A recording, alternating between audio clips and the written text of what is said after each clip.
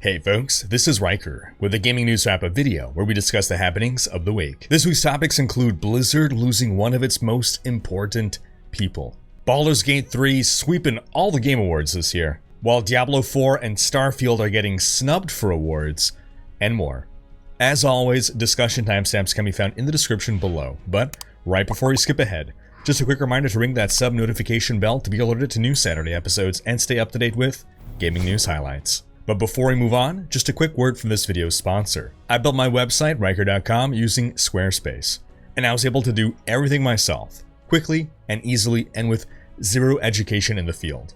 All thanks to how easy Squarespace is to work with. Watch how effortlessly I update the Diablo 4 section of my website to include all my video coverage of the latest season updates. Squarespace is flexible for any kind of website, with tons of templates that you can easily customize to your needs. No knowledge of coding required. And with their new Fluid engine, it's easier than ever. You just drag and drop elements to move and resize them. You can even set up a custom merch shop with Squarespace now. You just design your products, and they handle production, inventory, and shipping, all the stuff that would be a nightmare to handle on your own. Basically, if you want to build a website, I recommend Squarespace. It's the all-in-one platform for building your brand and growing your business online. Stand out with a beautiful website, engage with your audience, and sell anything. Your products, content you create, even your time. And Squarespace is offering my viewers 10% off your first purchase with them. Just go to squarespace.com/Riker or click the link in the description to start your free trial and start building your online presence. That's squarespace.com/RHYKKER and use code Riker to get started today. Kicking things off with Diablo news, I want to do a follow-up on the 6th class that's coming with the first expansion of Diablo 4, Vessel of Hatred, slated for a late 2024 launch. Speaking to Games Radar in an interview, Diablo 4 Associate Game Director Brent Gibson said, quote, "The team talked about it a lot, and we really feel responsible to offer new ways to play, right? So we made the decision to go with something new. And so that's kind of the heart of where we're at." Now, this information itself is not new. We know that the 6th class is not a returning class, but I want to focus in on a couple of the words that were used there. New ways to play. I think that right there is a key and a hint at what we could expect from the 6th class. If we were just getting a class that has a playstyle that is already in the game, he couldn't say that. So what does it mean to have a new way to play? Imagine we didn't have a summoner class. Adding a summoner, having minions, that's a new way to play. So for instance, let's go with the theory that it's a priest, right? I mean, if a priest at its core ends up basically just being a sorcerer that uses holy magic, that's not really a new way to play. So if we look at the existing classes and we talk strictly about the gameplay and not any of the theme, you have a tanky melee guy. You have a super agile ranged / melee type. You have a spellcaster that can use corpses as a resource. You have a spellcaster that can shapeshift into different forms and have different forms of attack in those different forms. And you have a classic spellcaster. Now, I still see a strong desire for a paladin or otherwise some kind of holy or otherwise sword and board type character. That definitely is the most requested type of character to come to the game, more so than any other. But ultimately, if the core of that is just going to be a tanky melee guy, well, we already got a tanky melee guy. Using shields and making shield attacks, while cool, not denying, ultimately is a flavor thing, not a mechanics thing. There's no mechanical real difference on whether using a shield or not in your attack animation. That said, I am in favor of a sword and board class coming, don't get me wrong. We're just hyper-fixating on those few words, new ways to play. Now, auras, that is a new way to play, right? This wasn't with the D3 Crusader, but it was with the D2 Paladin and the D3 Monk. The ability to have and play with party auras.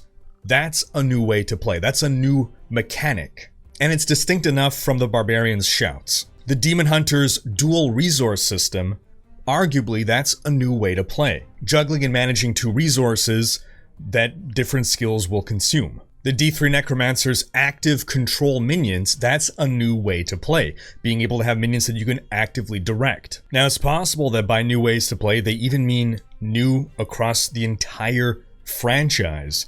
So we could be looking at some kind of new gameplay that just hasn't even been in Diablo before period. So an example of having a sword and board class that introduces new ways to play would be some kind of a parry mechanic or a block mechanic with the shield. If the shield is something more than just an attack animation. Imagine a class that is able to reflect attacks back at the enemy. That's a new way to play. Taking the idea of the sorcerer and elemental mage, but actually putting unique gameplay into it by having combo attacks between different elements cause different effects, that would be new gameplay. Having some kind of chrono mage that is able to rewind time, that's new gameplay. Having an alchemist type character that can concoct potions and stuff on the fly and toss them onto the battlefield, lobbing them, that could potentially be new gameplay. Add physics to the toss as well. These are just examples of things that would be new gameplay. But within the context of what we know about this class, the 6th class comes from the jungle most probably because it's supposed to fit within the theme of the expansion. As per the alleged leak, it might be called the Spiritborn. So what new gameplay can we imagine within that structure? Sound off in the comments. In another Diablo story, as a follow-up on the roundtable discussion at BlizzCon that was attended by WCCF Tech, there was some other details that came out of there where effectively it was stated that Diablo 4 is extremely poised to experiment with a formula. They said, quote, "Diablo is known as a big dungeon crawler, and we added this huge open world to it. That's a pretty big evolution for the franchise as a whole, and it's a wonderful platform for us to continue to experiment with a lot more things. You're going to see some of that stuff happening in the seasons. The hope is that we take larger steps when we go into the expansions as well. So really it's about creating a platform to do more. I think Diablo as a franchise in general is extremely poised to do that." So basically we can see seasons and expansions as grounds in which we can expect bigger and bigger innovation to happen, with the biggest being in expansions. And I also feel that there's a implication there that outside of Diablo 4, we can even see the Diablo formula entirely shaken up with new Diablo games that are not strictly ARPGs. I do hope they continue to experiment in the seasons. I think actually seasons are a better place to experiment than in an expansion, simply because you can always void whatever happens in a season. It's a 3-month period. There's an expectation that it ends after those 3 months, so you can just swing for the fences. Go big, try crazy things, and if they don't work, it's fine, it's gone. After 3 months, if it works, hey, let's find a way to bring it into the base game. In other Diablo 4 news, a hotfix rolled out this week that buffed the drop rate of Living Steel. You get more Living Steel from the Living Steel chests in Helltide.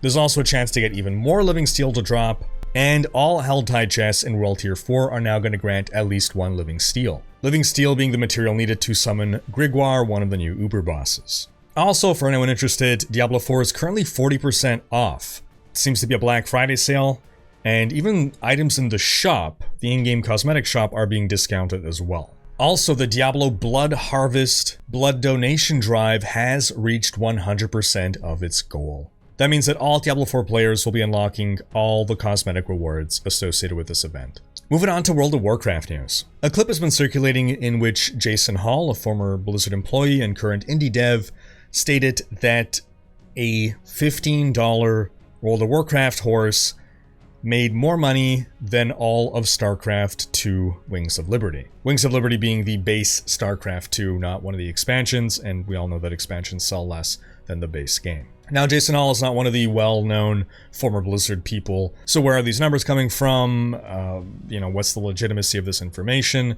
You can question it, but at face value, it doesn't sound too hard to believe. Now, the horse he was referring to, he said it was the first horse that they sold in WoW. That has to be the Celestial Steed, which, when it was first sold, was sold for $25, not for $15. And that must have been the most popular WoW mount ever. It was the first, it was a novelty, it was account-wide. We know that Wings of Liberty sold 6 million units over about 10 years. It sold about 4.5 within its first year. At $60 a pop, that's about $360 million. That would mean that over 14 million World of Warcraft players would have had to have bought that $25 mount. That probably not super believable, because that would be basically every WoW player at the time. However, I think, to be charitable to what his point was, he was probably talking in terms of profit, not just raw sales. Because yes, StarCraft made $360 million, but that wasn't all profit. The game was in development for years upon years upon years. The dev himself said he went through 2 years of overtime. So you're paying an army of developers overtime for 2 years plus several other years of active development. This game cost quite a bit to produce, whereas the mount skin in WoW, the cost to produce was probably negligible compared to how much it made. Now, how much did StarCraft 2 cost to make? Well, it was in development for 7 years. You got a team of developers that are making on average probably about $80,000 to $100,000 a year. You slap on marketing expenses, which can be like half your budget. We could be looking at $50 to $100 million.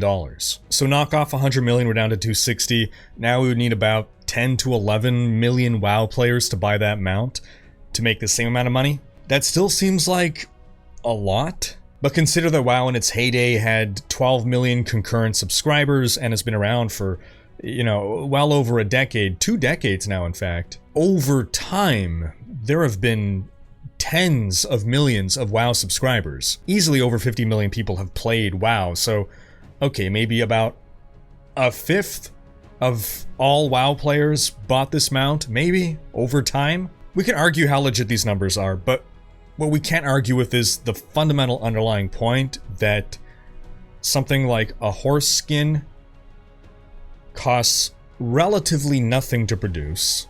Maybe tens of thousands of dollars max, if you factor in all the man hours and everything, and that's probably an overestimate, probably on the order of thousands of dollars. Virtually nothing to produce relative to how much profit it could generate. So why have to go through 7 years of expensive game development to sell a product at $60 when you can sell to your existing customer base something that is virtually free to produce at a third of that price? This is why this model exists and is so prevalent. And that's why it's so sad that we don't have a StarCraft 3. Because why make StarCraft 3 when you can make a WoW horse? In other depressing news, Samwise Didier is retiring from Blizzard. Didier is one of the OGs. He was with Blizzard since 1991. And I don't talk about him often, but him and Metzen, these were the two people that when I was a kid, I would look through my Warcraft 2 manual and my StarCraft manual, and I would look at the art and I would be inspired. And honestly, not that I'm an amazing artist, I'm a super amateur artist and I haven't drawn now in years, but I used to love drawing all the time as a kid, and I would redraw their artwork. That's how I would practice. I love their drawings. I did the Zergling, Didier's Zergling. I did the Infested Terran. I did Metzen's Tassadar, or his Ogrim Doomhammer. Overall, Metzen resonated with me a bit more because he's also on the narrative and lore side, and I love story and art both together. But I always had mad respect for Didier as well, and one of my highlights of BlizzCon's past would always be Didier's art panels, something that I missed sorely at BlizzCon 2023. And I loved watching Didier come into his own as an artist, seeing his evolution, seeing how amazing he became. And Didier was so instrumental into setting the look and to some extent the feel of a lot of Blizzard's original work, which would go on to have echoes throughout all of its work, especially in Warcraft and StarCraft as well. Didier also literally invented the name Warcraft. Last Friday he tweeted, "I am retiring from my beloved Blizzard Entertainment, and today will be my last day." Now, most kids I know move out of home when they are 18, well, maybe not these days. For me, it took me damn near double that. It is inspiring and intimidating all the same time. Blizzard was never just a job for me. I joined the company in 1991, and it immediately became my second home. I found out I had family that I didn't even know I had.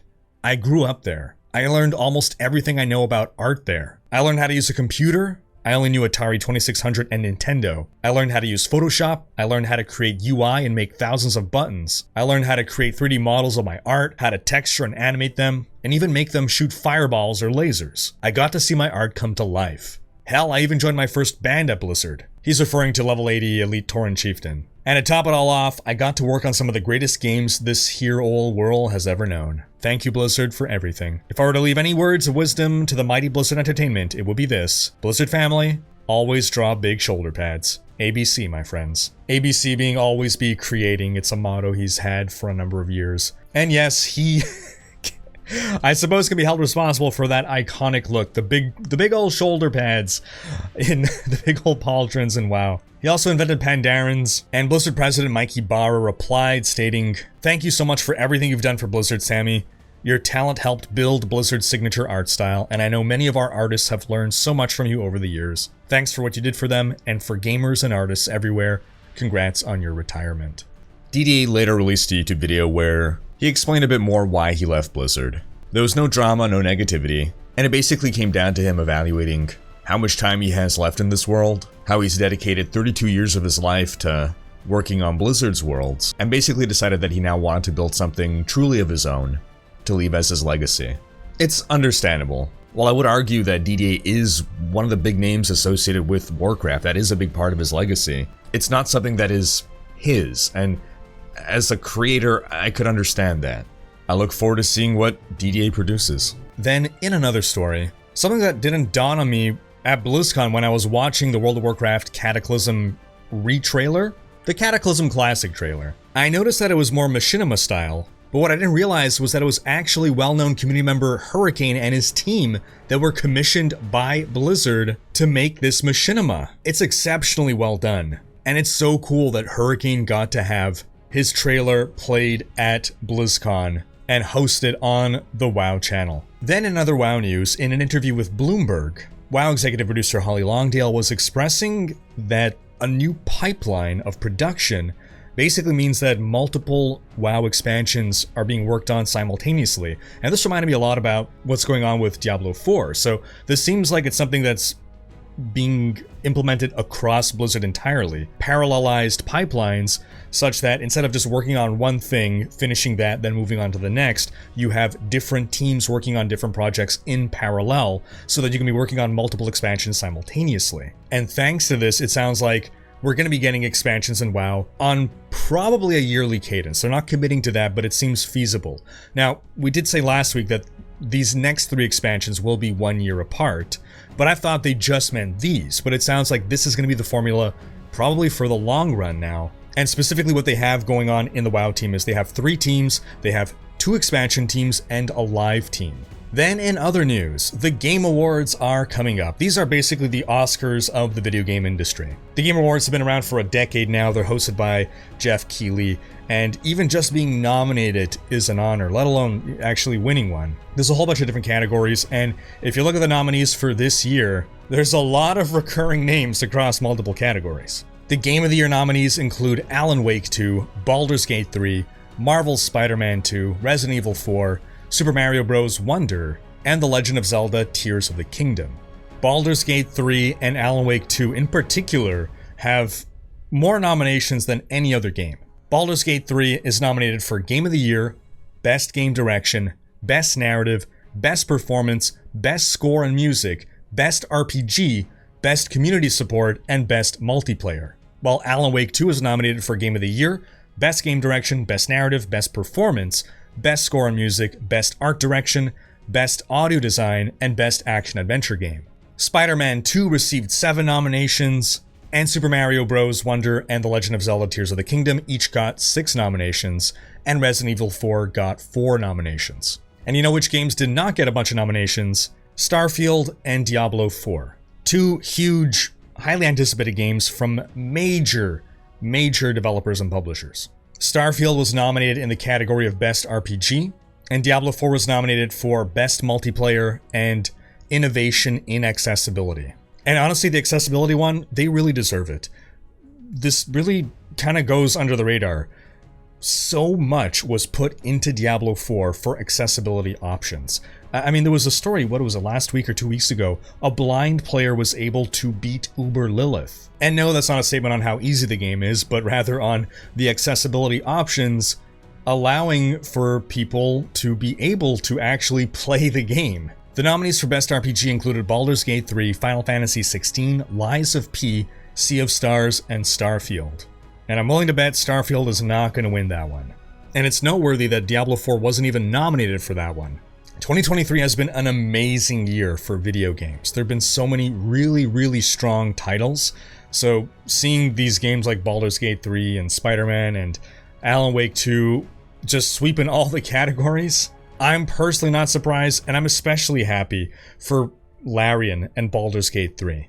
Now, the Golden Joystick Awards also took place recently. Just last week, Baldur's Gate 3 won a bunch of different things there. The Golden Joystick's been going on since 1983, and it's where the British general public get to vote on categories. Best Storytelling went to Baldur's Gate 3, Still Playing Award went to No Man's Sky, Best Visual Design, Baldur's Gate 3, Best Indie Game, Sea of Stars, Best Game Expansion, Cyberpunk Phantom Liberty, Best Multiplayer Game, Mortal Kombat 1, the Critics' Choice Award went to Alan Wake 2, the Nintendo Game of the Year went to The Legend of Zelda Tears of the Kingdom, and the Ultimate Game of the Year went to Baldur's Gate 3. And that's because they have different Game of the Year categories for different platforms, but Ultimate Game of the Year is the most prestigious award that they can give out. In total, Baldur's Gate 3 won Best Storytelling, Best Visual Design, Best Game Community, Studio of the Year to Larian, Best Supporting Performer, Neil Newbin, who voices Astarion,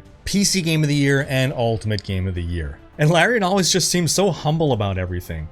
This is a studio that's been doing well for a long time, and they just always seem so shocked by the positive reception and success that they get. They won every single category that they were nominated in.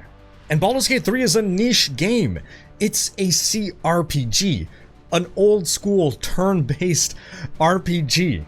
In a year where there were so many other massive games from massive companies in massively more popular genres, the fact that Baldur's Gate 3, that Larian can make a CRPG get Game of the Year, is a true testament to what they were able to accomplish. And Sven Vink, boss of Larian, he thinks one of the reasons why Baldur's Gate 3 was so successful is that while they did want to approach accessibility, they did not want to dumb the game down. They did not compromise on their design in order to make the game more approachable to a wider audience. And he believes that this approach paid off. As for things that did not pay off, in our next story about Call of Duty Modern Warfare 3, this game released on Steam to mostly negative reviews, only 26% of them are positive. On OpenCritic, it has a 58 out of 100 top critic average, and only 6% of critics recommend the game. Scathing.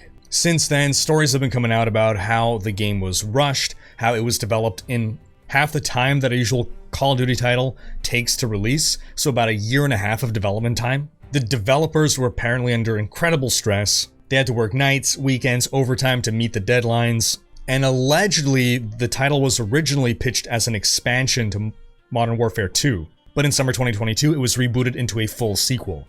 And this is because of a delay in another Call of Duty title by Treyarch. The single-player campaign was criticized for being short, rushed, incomplete, and it's getting some pretty damning player counts. Now, Modern Warfare 3 isn't quite a standalone game. You have to run it through Call of Duty HQ, which includes Modern Warfare 2, Modern Warfare 3, and Warzone 2. So when you're looking at player counts, it actually combines all of these titles. On launch day, Call of Duty HQ reached a peak of 178,000 concurrent players on Steam. Compare that to Modern Warfare 2 on its launch day a year ago. Modern Warfare 2 reached 239,000 players. Not only are we down about 25%, but the 178,000 includes people playing Modern Warfare 2 and Warzone 2. And Warzone 2 is a free-to-play game. In other news, IO Interactive, developers of Hitman, were apparently once in a position where companies were offering $1 to buy it. Now, IO Interactive was first formed in 1998, and it was their first Hitman game in 2000 that put them on the map. After multiple Hitman games, the company was very successful. In 2009, they were purchased by Square Enix, but then in 2016, the Hitman game they released did not meet sales expectations. And by 2017, Square Enix was looking to divest the company. In fact, it hadn't been profitable for 10 years. And given the studio's operating costs, other companies were offering to buy IO Interactive for the insulting price of $1 single. That's when IO Interactive management decided, hey, if we're not getting good offers, we'll make our own. And for an undisclosed sum, they bought themselves free of Square Enix, and it was the best thing that can happen to them because since then they've gone on to become successful again. In addition to Hitman once again doing well, currently the team is working on an unannounced fantasy RPG, and they have the license to make a James Bond game. Then moving on to some Path of Exile news. We got the reveal of the next expansion name, Affliction, which will get a full live reveal on November 30th at 12:30 p.m. PST, with the expansion itself launching for free at 11 a.m. on December 8th. And I just love this teaser when this evil Lovecraftian druid just breaks the fourth wall and stares at us. I got chills. In other ARPG news, Grim Dawn just got the most comprehensive free update it has ever received. Or it will on November 16th. We got the patch notes. Version 1.2 is huge. New features, new mechanics, quality of life improvements. There's going to be better leveling, better difficulty skips, new accessibility features. They're even adding a base evade skill bound to spacebar. Yes, like in Diablo 4, they're adding an entirely new function to the game. Also, health and energy potions, they are removing these from the game. Characters now have baseline potion skills. Excellent change. Super unexpected and a great way to modernize this aging ARPG. Grim Dawn was one of the best ARPGs of its generation. It was Grim Dawn, PoE, Diablo 3. Those are the top three of that past generation. But PoE kept building up hugely, D3 kept building up slightly, and Grim Dawn, for the most part, I mean, it had a couple of expansions, but it was showing its age more than these others. This 1.2 patch is an enormous leap forward into the modern age. And of course, we know that in 2024, we're getting another expansion for Grim Dawn. Then in some surprising Witcher news, the team is working on a mod editor for The Witcher 3 Wild Hunt, which is going to release in 2024. Yes, 9 years after the game's release, we're getting a free mod editor in 2024. I love mods, this is great news for me, and hey, better late than never. Then in some Yakuza news, Like a Dragon: Infinite Wealth is said to be the longest Yakuza game yet. Ryuga Gotoku studio head Masayoshi Yokoyama described the game as a monster class game that cannot be completed in just 1 or 2 all-nighters. He was concerned that due to its length, people would hesitate to play it, leave it sitting on the shelf. And he joked, quote, "We have to get people to play the game in about a week or a month, even at the cost of their health. Which is why it's our duty as creators to generate enough to be excited about." Previous Yakuza titles could be completed in 20 to 30 hours, but this one is going to be about a 50-hour affair. And the game also has new features, including an Animal Crossing style island. So for Yakuza fans, this is looking to be the biggest and hopefully best Yakuza game yet. And that's going to wrap up this week's video. But do be sure to check out last week's video, in which we discussed the 5 new rings that were added to Diablo 4 and how good they might be. Thanks for watching. Special thanks to my Twitch, Patreon, and YouTube supporters for making these videos possible. If you enjoyed this video, please share it, check out these other videos, and subscribe to join Riker's Raiders for more gaming content.